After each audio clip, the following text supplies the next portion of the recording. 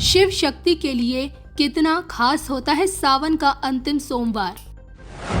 शिव भक्तों के लिए क्यों खास होता है सावन का आखिरी सोमवार। 3 अगस्त को पड़ने वाले सावन के अंतिम सोमवार को कैसे करें शिव शक्ति को प्रसन्न, बता रहे हैं देवज्ञ डॉक्टर श्रीपति त्रिपाठी जी, वो भी सिर्फ धर्म ज्ञान पर। तो नमस्कार, मैं हूँ डॉक्टर श्रीपति त्रिपाठी। नागेंद्र हाराय त्रिलोचनाय भस्मांगरागाय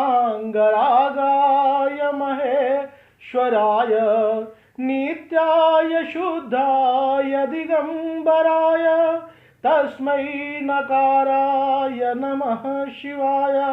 जो शिवराज नागराज बांसुरी का हार पहने हुए हैं, 3 नेत्रों वाले हैं तथा भस्म की राख को सारे शरीर में लगाए हुए हैं, इस प्रकार महान ऐश्वर्य संपन्न वे शिव नित्य अविनाशी तथा शुभ हैं। दिशाएं जिनके लिए वस्त्रों का कार्य करती हैं, अर्थात वस्त्र आदि उपाधि से भी जो रहित हैं, ऐसे स्वरूप शिव को मैं नमस्कार करता हूं, मैं प्रणाम करता हूं।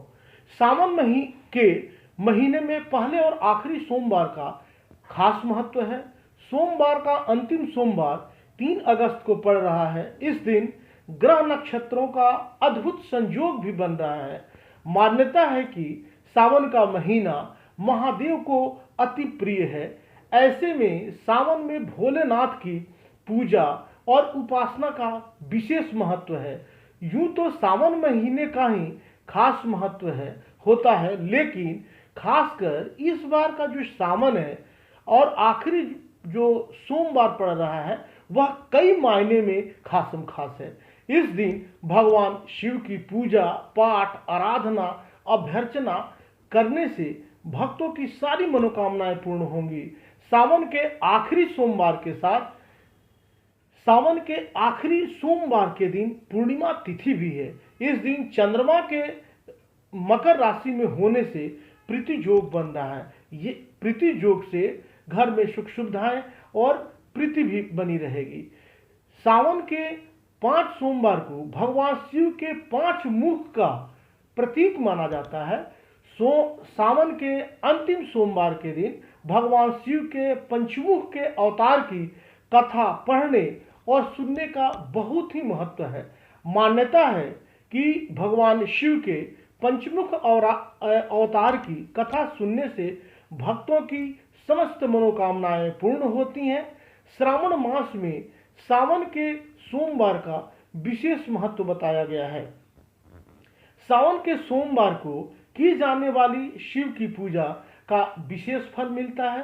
सावन सोमवार को व्रत रखकर भगवान शिव का अभिषेक करने से, जलाभिषेक करने से घर में सुख समृद्धि में वृद्धि होती है।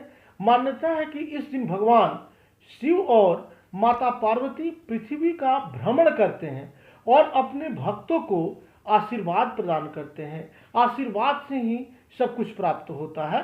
श्रावण मास में शिव भक्त शिव की पूजा पाठ आराधना करते हैं। उनकी पूजा पाठ करने से, भोले शंकर तो सरल हैं, उनकी पूजा पाठ करने से धन सम्मान और निरोगी काया भी प्राप्त होती है। मान्यता है कि शिव जी को सावन मास बहुत ही अति प्रिय है।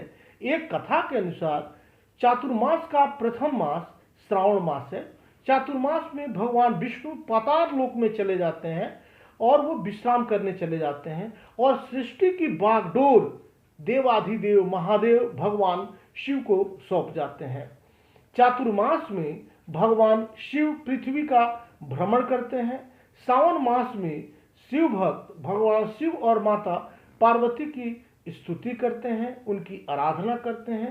सावन का अंतिम सोमवार जो है वह 3 अगस्त को पड़ रहा है। अंतिम जो है सोमवार का पूजा का काफी विधान है।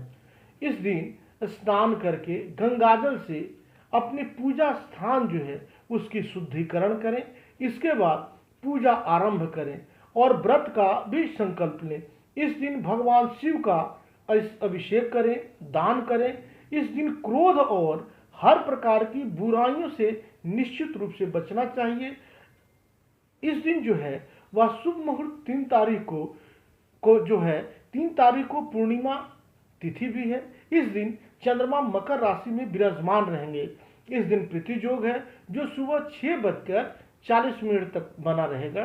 इसके बाद आयुष्मान योग की शुरुआत हो जाएगी और पूरे दिन आयुष्मान योग बना रहेगा। सावन के अंतिम दिन पितृ तर्पण किया जाता है, ऋषि पूजन भी किया जाता है। ऐसा करने से पितरों का आशीर्वाद प्राप्त होता है, उनका आशीर्वाद मिलता है और जीवन के हर संकट समाप्त हो जाते हैं।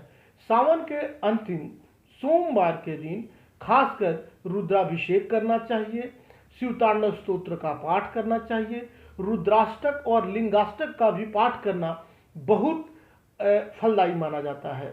इस दिन भगवान शिव का अभिषेक करने के बाद दान भी करना चाहिए। सावन के अंतिम दिन बिल्वपत्र, दूध और जल चढ़ाकर अपने मन की जो भी इच्छा है, क्योंकि भगवान सुनते हैं, आपको सुनाना पड़ेगा, भगवान भोलेनाथ की पूजा करें। इस दिन भगवान शिव और विष्णु की जो है वह विशेष कृपा प्राप्त होती है। इससे भक्तों का कल्याण होता है। तीसरा जो है 3 तारीख जो है इस दिन पूजा पाठ करने से भगवान भोले शंकर प्रसन्न होंगे और आपकी सारी मनोकामनाएं पूर्ण होंगी।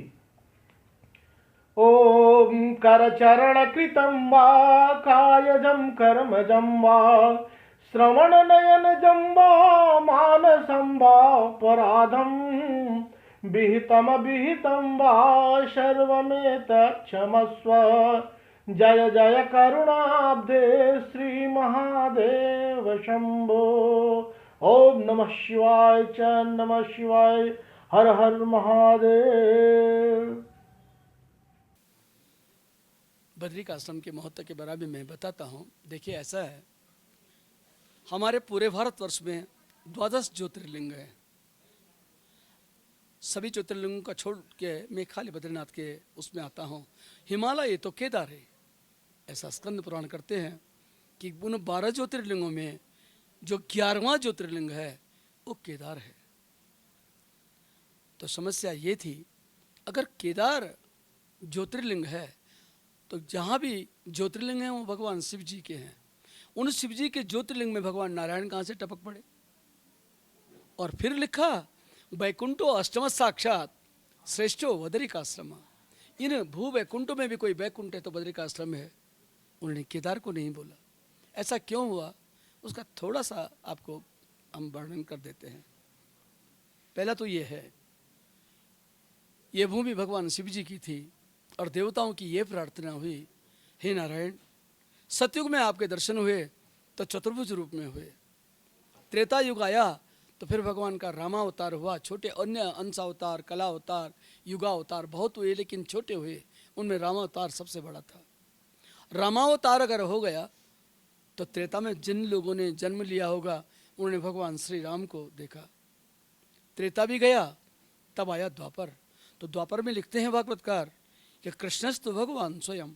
प्रथम स्कंद के दूसरे अध्याय में वर्णन आता है कि भगवान कृष्ण जो हुए वे संपूर्ण कलाओं से हुए, 16 कलाओं के साथ हुए। पूरे भगवान के पूर्ण अवतार थे। तो द्वापर में जितने भी उन्होंने काम किए होंगे उसके बारे में लिखते हैं